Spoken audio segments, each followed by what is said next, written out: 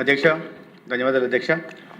అధ్యక్ష, ఒక ముఖ్యమైన ఆరోగ్య విషయానికి సంబంధించి ఒక స్టేట్మెంట్ ఇవ్వదలుచుకున్నాను అధ్యక్ష. ప్రజలకు తెలియాల్సిన అవసరం ఉంది. నిన్న ఉదయం అంటే 22వ తేదీ ఉదయం తూర్పుగోదావరి జిల్లా వైద్య ఆరోగ్య శాఖ అధికారికి కిమ్స్ ఆసుపత్రి నుంచి ఒక సమాచారం అందింది అధ్యక్ష. పెద్ద సంఖ్యలో వృద్ధులు ఆసుపత్రిలో చేరుతున్నారు అని తెలపడం జరిగింది. దానికి కారణాలు ఏంటంటే వాంతులు, కడుపు నొప్పి, మూత్రం నిలిచిపోవడం, డయాలసిస్ సమస్యలతో పేషెంట్లు చేరుతున్నట్టుగా తెలిసింది.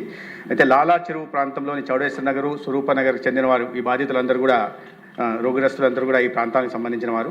వాటిలో వెంటనే ఆరోగ్య శాఖ సమాచారం అందిన తర్వాత చేసిన క్లినికల్ పరీక్షల్లో యూరియా మరి సీరం క్రియాటిన్ స్థాయిలు పెరిగినట్లుగా గమనించడం జరిగింది అధ్యక్ష.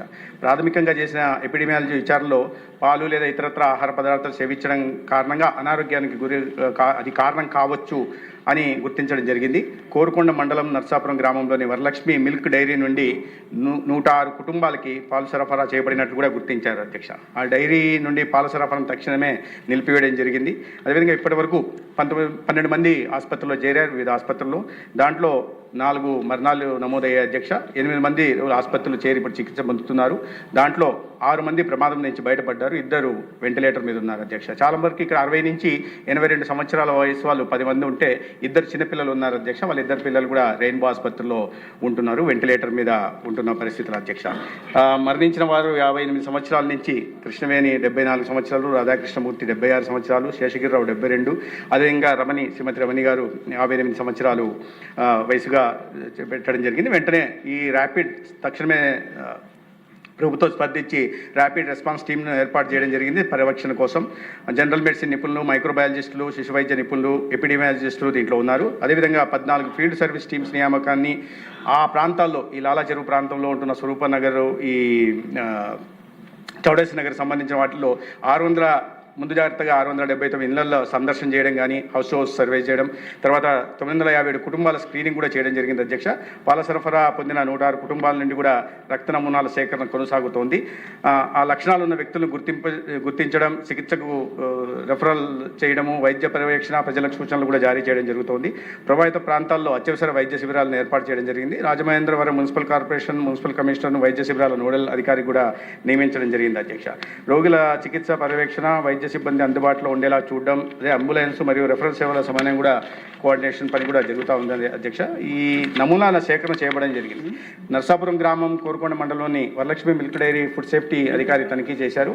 ఫుడ్ సేఫ్టీ చట్టం ప్రకారం విధి విధానాల మేరకు పాల నమూనాలను సేకరించడం జరిగింది. ప్రభావిత ఇళ్ల నుండి పాలు మరియు పెరుగు నమూనాలు కూడా తీసుకున్నారు.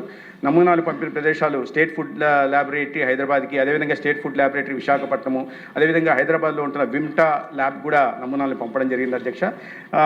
ఈ మరణించిన వారిలో కృష్ణవేణి గారి కుమారుడైన తాడి సీతారామయ్య గారి ఫిర్యాదు మేరకు పోలీస్ స్టేషన్లో ఒక క్రిమినల్ కేసు కూడా నమోదు చేయడం జరిగింది. అదేవిధంగా అనుమానిత విక్రేత ఎవరైతే ఉన్నారో అతన్ని కూడా పోలీసులు అదుపులోకి తీసుకొని విచారణ చేస్తున్నారు. క్రూజ్ టీమ్స్, అదేవిధంగా ఫోరెన్సిక్ బృందాలు కూడా దర్యాప్తులో పాల్గొంటున్నాయి.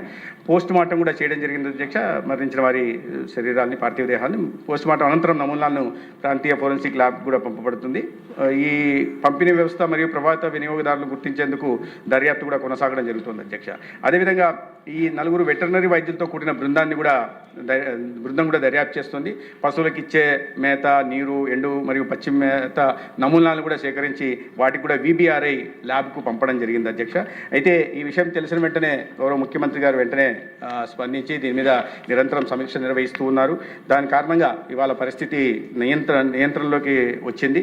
అన్ని శాఖలు కూడా సమన్వయంతో తక్షణ చర్యలు చేపడుతున్నాయి. ప్రస్తుతం పరిస్థితి నియంత్రణలో ఉంది అధ్యక్ష. అయినప్పటికీ కూడా కమిషనర్ హెల్త్ మరియు డైరెక్టర్ ఫుడ్ సేఫ్టీ సహా సీనియర్ అధికారులందరూ కూడా పరిస్థితిని పర్యవేక్షిస్తున్నారు. ల్యాబ్ నిర్ధారణలు, దర్యాప్తు ఫలితాలు వచ్చిన తర్వాత తదుపరి చర్యలు తీసుకోబడతాయి అధ్యక్ష. ఎందుకు చేస్తున్నామంటే అధ్యక్ష, దీని కారణంగా ప్రజల్లో ఒక ప్యానిక్ సిచ్యువేషన్ రాకూడదనే కారణంగా చేయడం జరిగింది. దాన్ని తీసుకోవాల్సిన జాగ్రత్తలు తీసుకుంటున్నాం. ముఖ్యమంత్రి గారు స్వయంగా నిరంతరం సంబంధిత అధికారులకు నేను తెలిసినప్పటి నుంచి కూడా వీటి మీద సమీక్షలు నిర్వహిస్తే పరిస్థితిని అదుపులో పెట్టే ప్రయత్నం చేస్తున్నాను. ధన్యవాదాలు.